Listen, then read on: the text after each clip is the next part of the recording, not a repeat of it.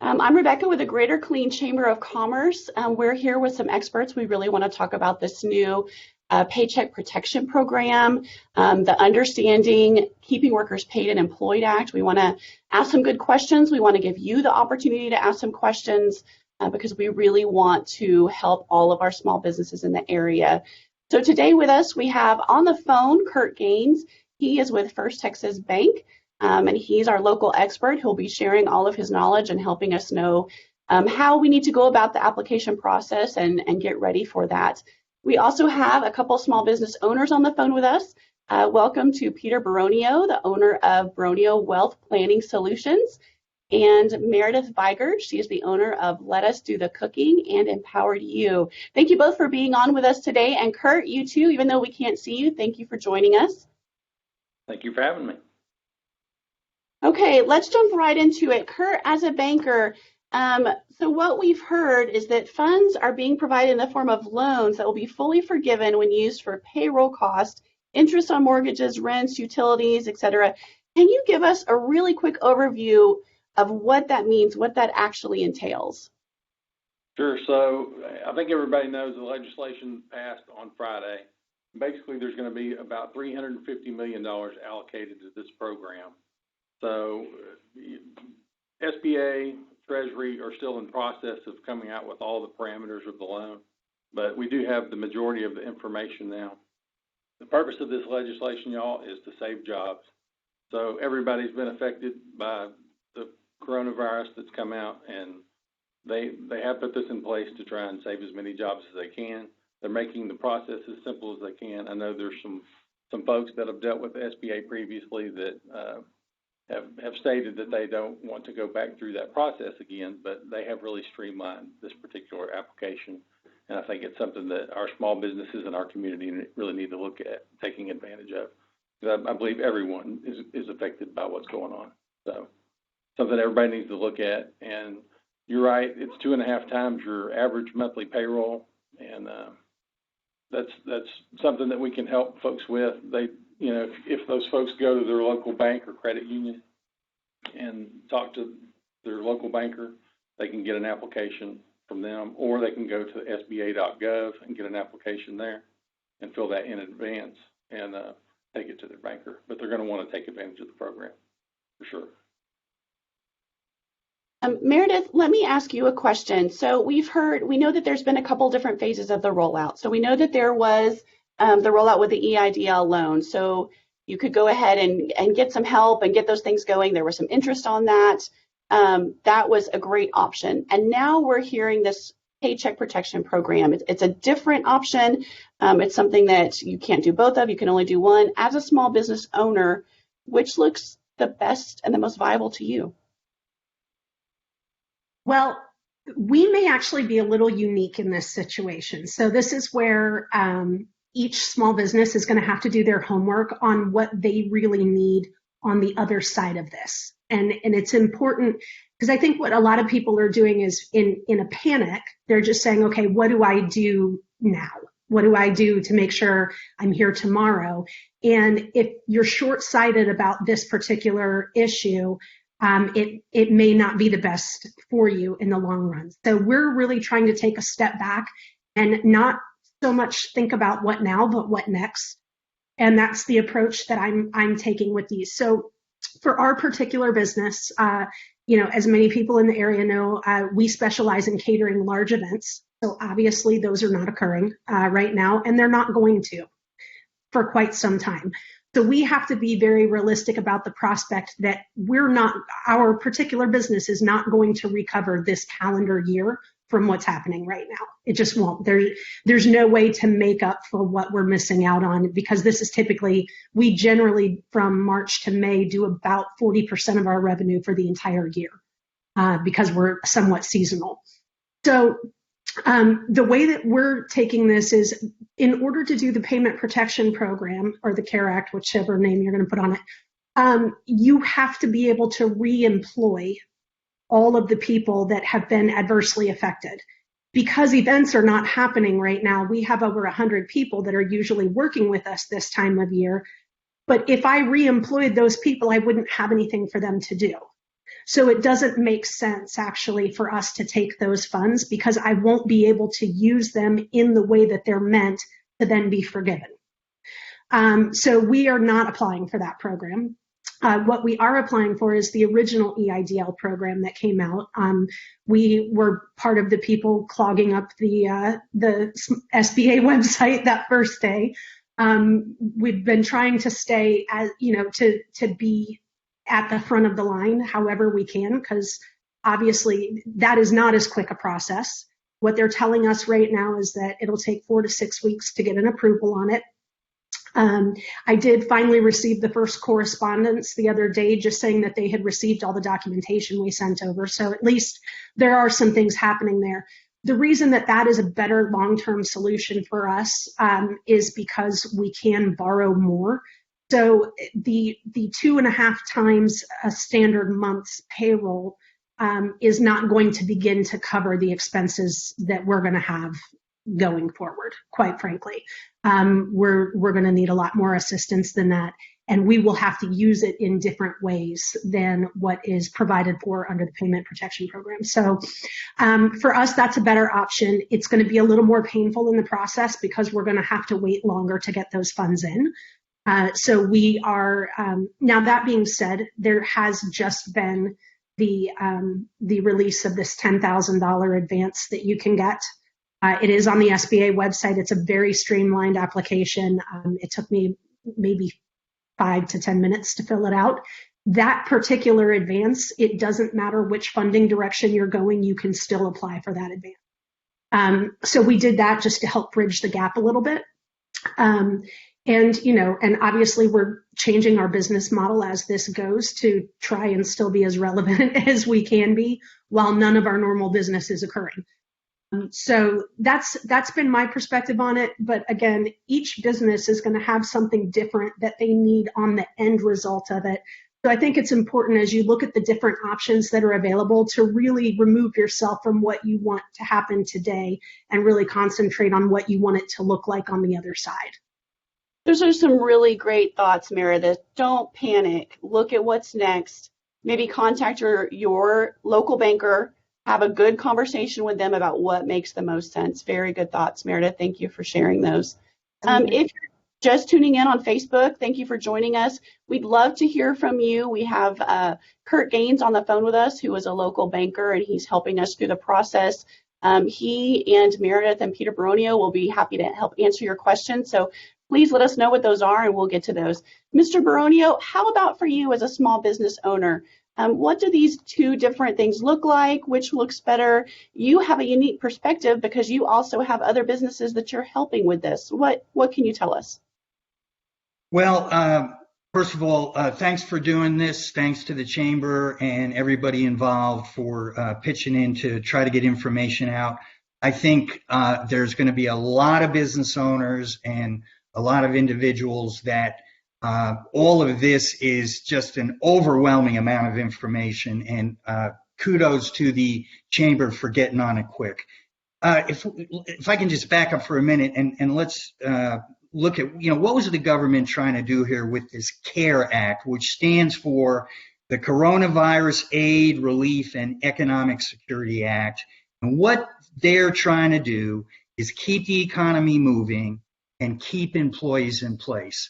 And I think astutely what the administration and their people have seen is that we have 30 million or more business owners or businesses in the United States. And this has been a very damaging event, as Meredith just described in her particular situation. So they came out with this three-pronged approach, which, in this act is individual recovery rebates, small business relief, and retirement plan provisions. And what I think the focus here today is on, let's look at this small business relief, and that's where these loans come in. So I don't think it could have been said any better than the way Meredith described it. Is she, as a businesswoman, is looking at this and saying, what is going to be best for me and my business, and how am I going to take advantage of this. So what I would tell people, because we serve not only individuals but business owners as well, is first of all, let's go back to what was your business plan when you started, and you really may want to look at that under in light of what is currently happening, which basically started last month. Secondly, and I think the most important thing is business owners always have to have cash reserves. And one of the things that the economists that we put some stock in tell us is that most small businesses in our country have less than a month of cash reserves that they can draw down on. Less than a month. And, just by what the president said, I believe it was yesterday, he extended this shelter-in-place order, essentially, for another month on top of the 2 weeks that we're just going through. So we are already pushing people to the limits of their cash reserve. So I think it is wise that Treasury Secretary Mnuchin and the whole administration pulled this thing together and made these resources available. So what I would say to answer your question, Rebecca, is yes, let's look very closely at the cash reserve. And if I could maybe add to, I'd be interested in what Meredith would think about this. Even if you don't need the money, you may want to get in line and see about getting, do you qualify and can you get this money? Because as we'll talk about here in a minute, the way this thing is being put out, it's from my limited standpoint of view, it is not a bad deal, even if it isn't forgiven, even if the loan isn't forgiven. So let me stop there and throw it back to you, Rebecca, and see if you want to go into a different direction or you have more questions based on what you just heard. Thank you, Mr. Beronio. I do have a couple of comments and question. A comment from Elizabeth. Meredith, thank you. Such great advice. And another quick question for you, Meredith. We had a comment of someone said that they filled out the form and they never got a response. Can you give us a quick estimate? How long was it from the time you submitted the application until you got a response? So it's going to depend on which application they're talking about, right? So if it was the initial EIDL application, I was online doing it literally 15 minutes after Texas got on the list. So that was a week ago last Friday, whatever that first Friday, so 10 days ago roughly. And I just got the confirmation email yesterday that they had received, because there was some supporting documentation you have to send in. So that email didn't even say, here's who it's assigned to or anything else. It just said, we got your documents, and that was it. So I would be extremely patient. I was on another call with an SBA rep last week where they said just in that one day after Texas got approved on the list, in the first 2 hours that Texas was there were an additional 25,000 applications sent in. So, I mean, and SBA, let's just be honest, they don't have the staff to handle what they're dealing with right now. There's no way.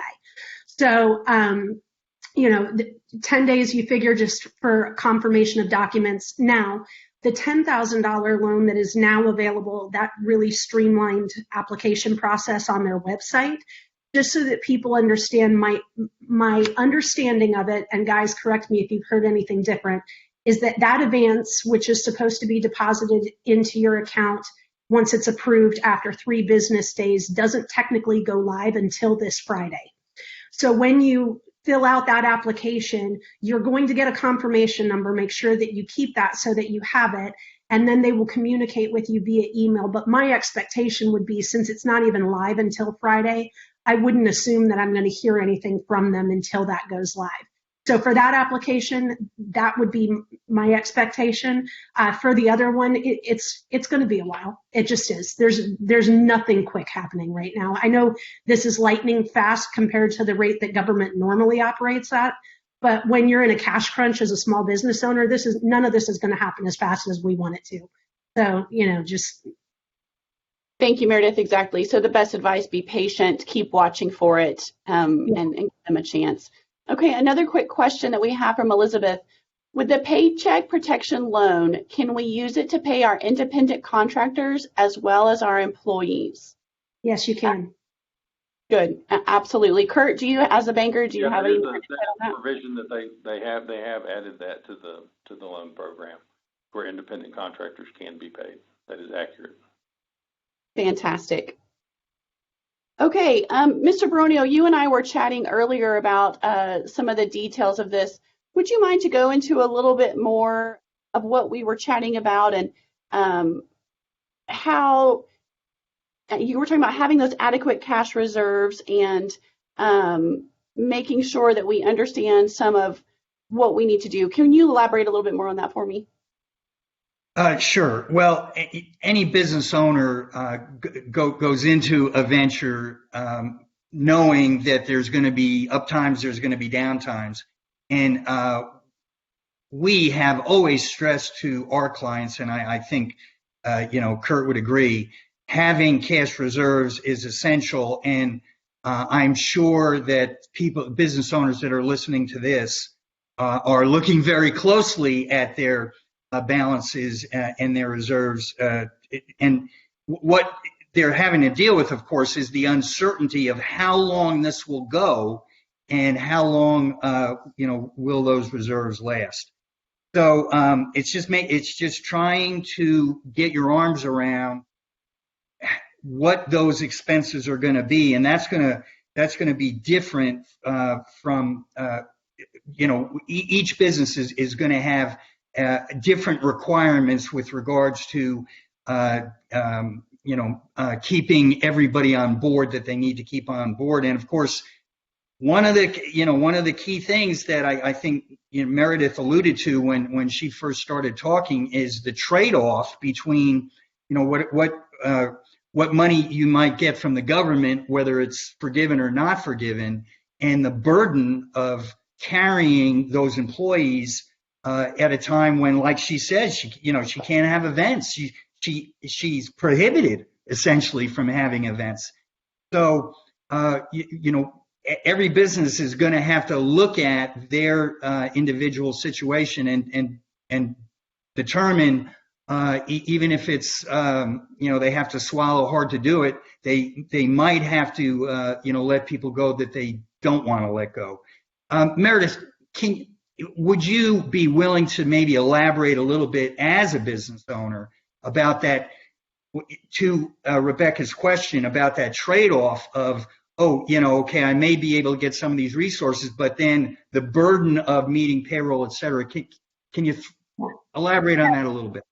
So for us, what that looks like is, I'm also keeping in mind that these people are also dealing with the same things we're dealing with. None of their kids are in school. There's so many external circumstances, right?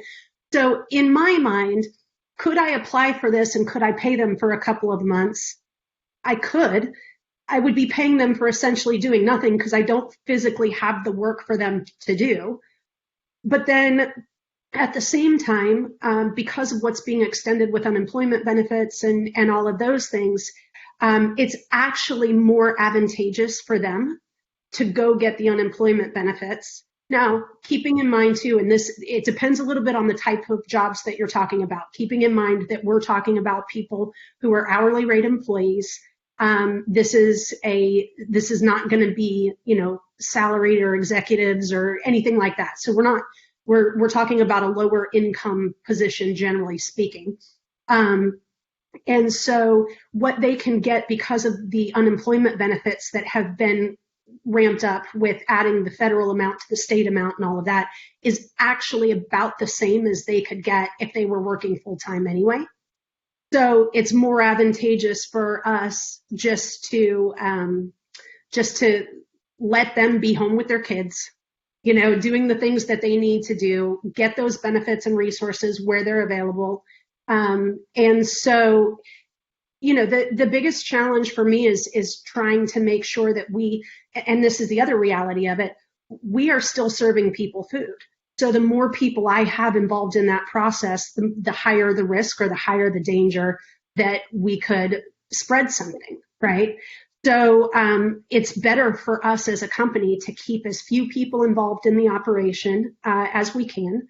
The core of our staff, that is our salaried employees, so our managers basically, that have to be there. You'll see I'm in my home today. I'm not even really spending any time there, because if something happens with one of them, I am the other one who knows how to make all the food. So I've got to be able to go in. But if I'm with them every day, so there's a lot of external factors to consider with all of that. And, at the end of the day, we're just trying to make sure that, number one, our doors are still open. Number two, that our people are healthy and safe, and that they understand that we're doing what we have to do, but the very minute that people can start meeting and having events again and all of that, we're right back in it. And so it's just trying to balance all of that and hoping you're making the right decisions in the process. And obviously I would imagine in December, I'm going to look back at this and go, okay, either we did the right thing or we really screwed it up. And I won't know which one until we get to that point. But, that's kind of where my thought process is on it, that, for most of those people, it's better not to even try to bring them in right now. Thank you, Meredith and Mr. Beronio. Fantastic. Kim has a comment. She says, thank you all so much for doing this. I have another quick question for all of you, Curt, whoever would like to answer. What would you say to the small business who maybe jumped on, like you did, Meredith, that they jumped on that EIDL loan, they put in their application, they have everything on the way, and then now we've come out with this Paycheck Protection Program, and in their case, that might work a little bit better for them.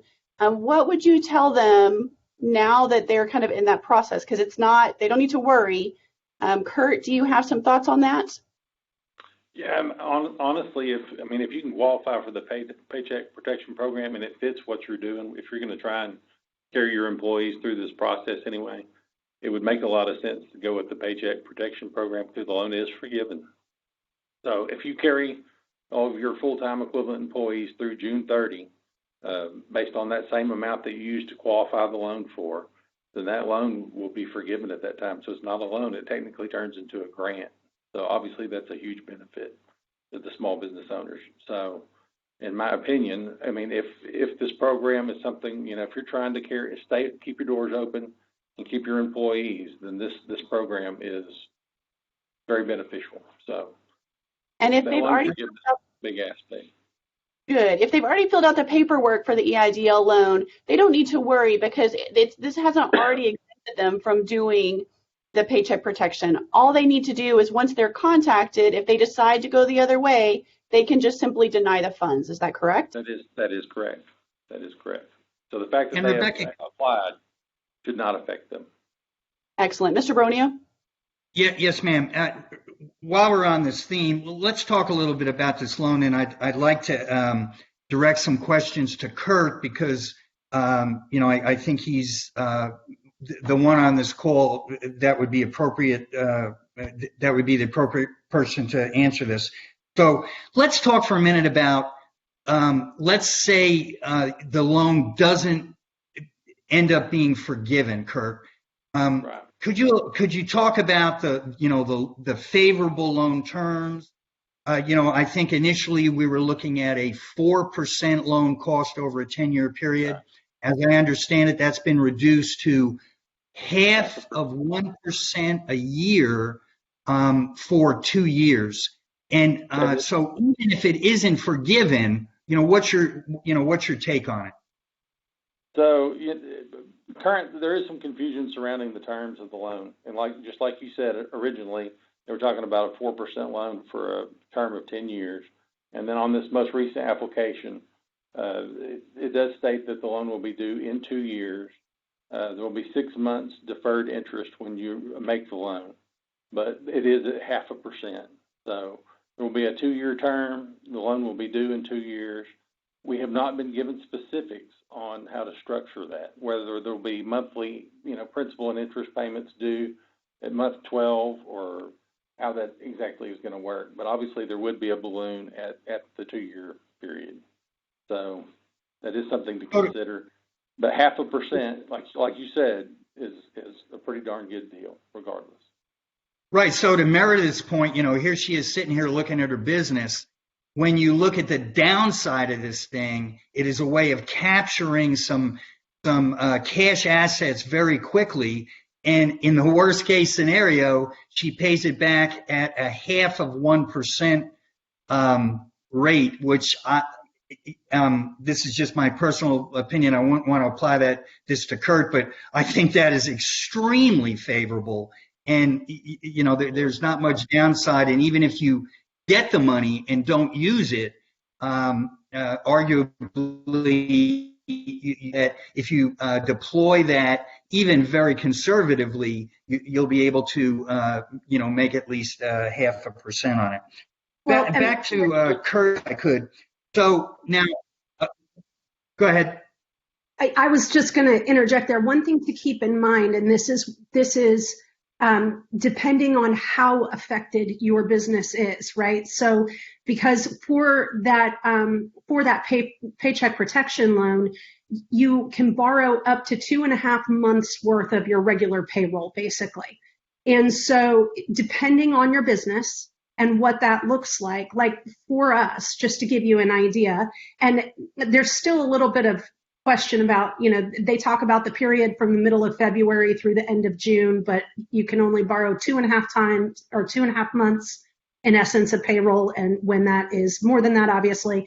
So there's still some question, like Curt said, they don't even have the details yet on how to structure the payments. And there's a lot of details that still need to come out about that. But for a business like ours, 2.5 months of our average payroll this time of year, don't get me wrong, it would be of assistance, but it will not come close to capturing what's being lost and what we will continue to lose. Because, like, for instance, our events started canceling at the end of February.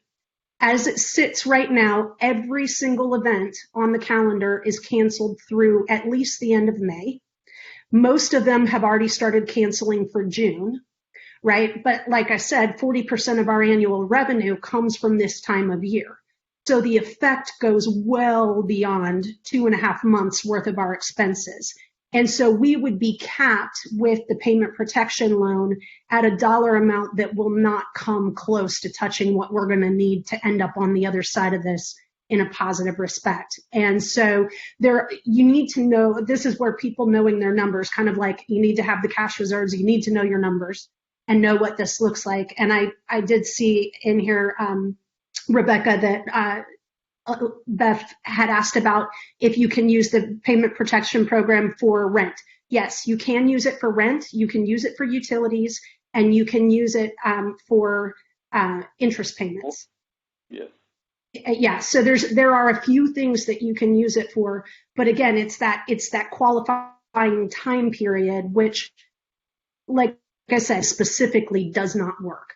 That doesn't mean that it won't for a lot of other people, that operate maybe in more traditional offices or things of that nature. So I think there's certain industries that's going to work much better for than others.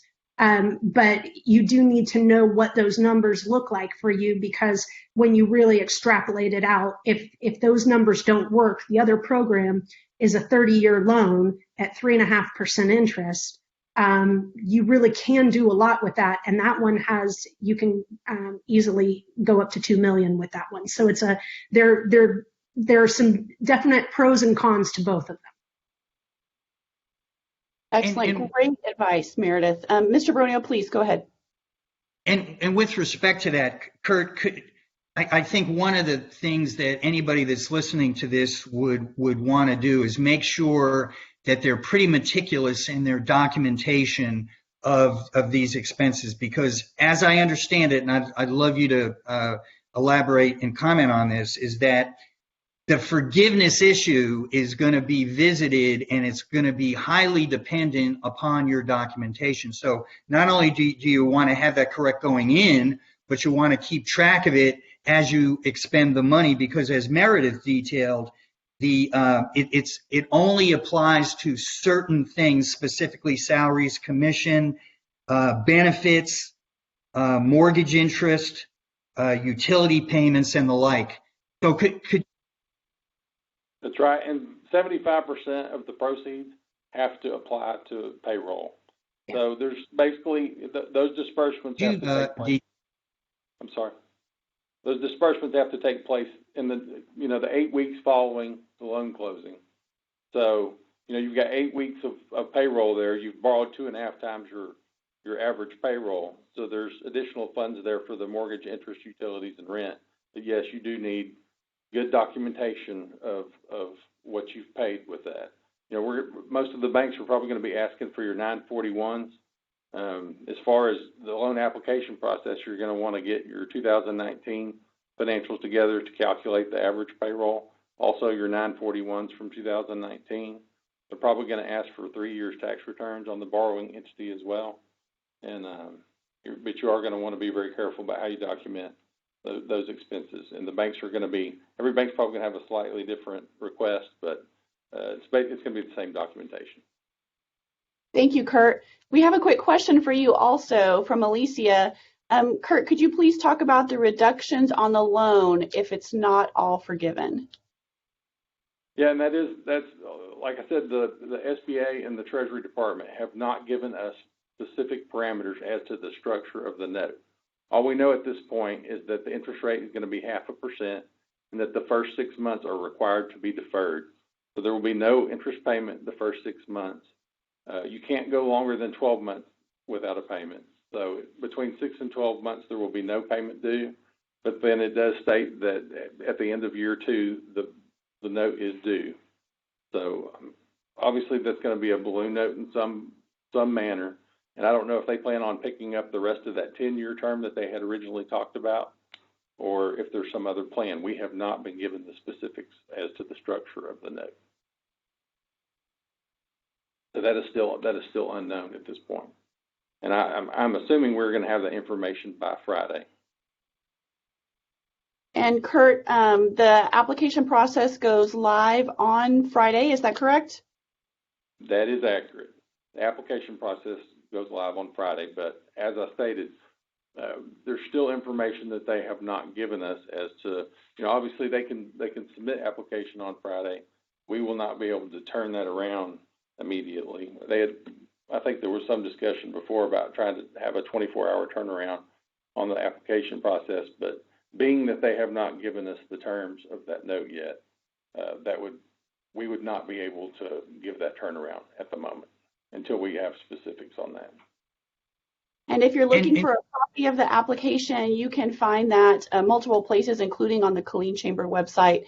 We have a long list of resources, and you can find the application there. Curt, you actually advise small businesses, if this is the route that you're wanting to go ahead and download that application, fill out all the information, bring that along with the financial documents to the banker. That's going to really help speed the process up. Is that correct? Absolutely. Excellent. Mr. Beronio, I'm sorry. And that's exactly where I was going. Just so anybody listening is not confused, we're talking about an SBA loan, but then you're, talking about interfacing with a banker. And of course, people would want to call Curt Gaines, as their first source. But Curt, if for some reason they wouldn't call you, where would you? Can you talk about a little bit about this lender match website and maybe just elaborate a little bit more on this process? Sure. So all FDIC insured institutions, as well as credit unions, are open to participating in this program. So wherever you have your operating account or wherever you've borrowed in the past is where I would start at first. Those banks already know you, and I would recommend that you go to wherever you're already banking at. They're gonna most likely, and like us here at the bank, we've got a long list of customers that have already started the process, and probably just best to go to wherever your operating account is at, is what I would recommend first. Fantastic. We have another question from Jennifer. Are there specific industries or types of businesses that do or do not qualify for either assistance programs, like even nonprofits? So some of what I have here, and you all please help me if I leave somebody out, as refers to the CARES Act or the Payment Protection Program, says small businesses with 500 or fewer employees, including nonprofits, veterans organizations, tribal concerns, self-employed individuals, sole proprietorships, and independent contractors are eligible. Do either of you have anything to add to that? There's a series of questions when you go on, if you do go to the SBA website and click on that simplified application, there's a series of questions that you answer on the first page, and if you can click and qualify in any of those categories, then you can go on to fill out the application. So that's probably the simplest way to do that. Fantastic. Thank you all so much. We need to kind of start wrapping up, but I want to leave it to you, to each of you. Do you have some last comments or last things that you would like to say to everybody? Maybe something that will help our small businesses determine one way or the other which one would work best for them, or maybe some tips as you've gone through the process. Meredith, let's start with you. I think the biggest thing that I would say is just really get a good understanding of what your own scenario is. Identify what you want to be the outcome when this is all done. So, and make sure that you would be happy with whatever scenario. So, I've gone through the numbers of what we plan to apply for. I know exactly what the payments would look like. I know what the structure of that would look like. And I'm very comfortable with that particular scenario for what it looks like for our business.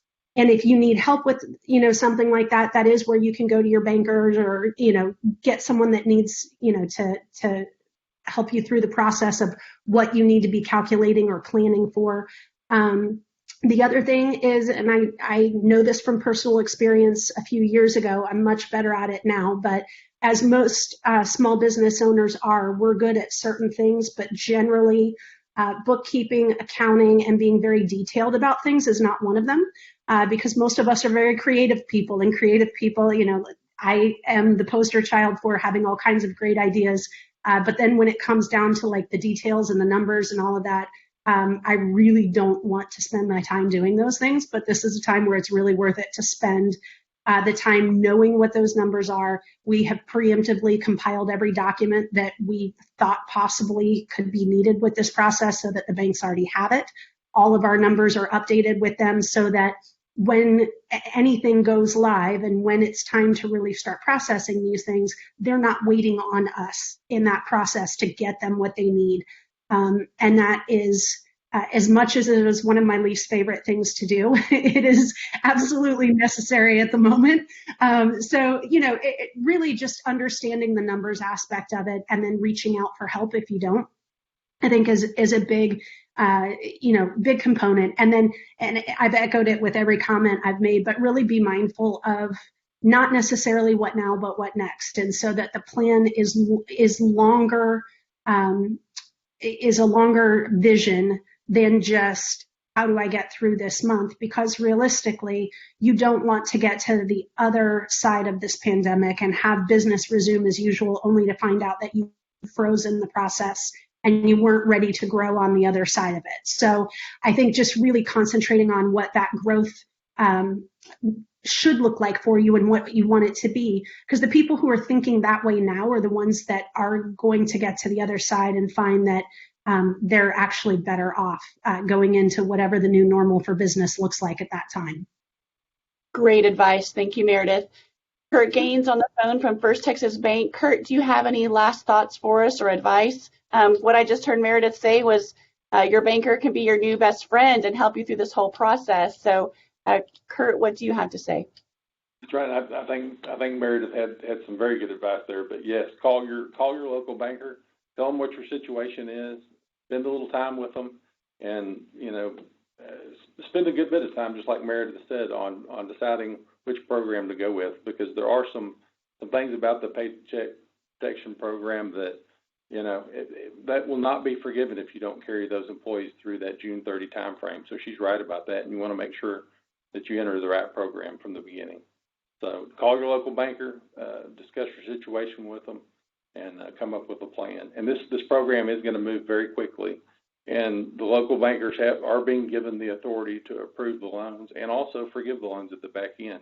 But they are going to need good financial information in order to do this for you. So start putting that together the best you can and document everything that you do the best you can. Fantastic. Thank you so much, Curt. Mr. Beronio, I'm glad you were able to join us one last time. We're just kind of final comments. What would you like to wrap up? Maybe you didn't get a chance to say earlier, or some last advice you'd like to give to everyone. Yeah, no, and I'm sorry. Apparently, I had a cutoff, so I apologize for that. But you know, one of the things we're hearing is that the whole system, not just the internet, but the telephone systems are under stress, and I think I was just a victim of that. Bottom line, Rebecca, I would tell business owners, I think you would want to err on the side of caution and get whatever cash reserves that you can, using these systems that we've been talking about. If it's available and it's so reasonably priced to secure, I think you'd rather have it and not need it than need it and not have it. Perfect. Thank you. A couple of quick comments that we received. Robert says this was timely and very informative. Having a variety of experts and experiences on the call really added to the quality of the information, so thank you. And Elizabeth says, thanks so much for all the great information. It was very helpful. Thank you to all of you for doing that. Just a quick recap again of what we talked about today. Don't panic. Really figure out what's next, not just what's now. Your banker can be your new best friend. Make a great relationship with your local banker. Have your business plan. Take a really close look at it. Look at your cash reserves. Know your numbers and make sure you document very carefully. Thank you all for joining us. If you're watching this pre-recorded, feel free to go ahead and drop your question in there. We'll make sure that we get it to the appropriate person and answer for you. We really want to help all of the local businesses in the area. So thank you all for watching. Curt, Meredith, and Peter Beronio, you guys were fantastic. Thank you for sharing your knowledge, your expertise. We look forward to talking to you again soon. Thank you, Rebecca. Thank you. Bye-bye. Thank you.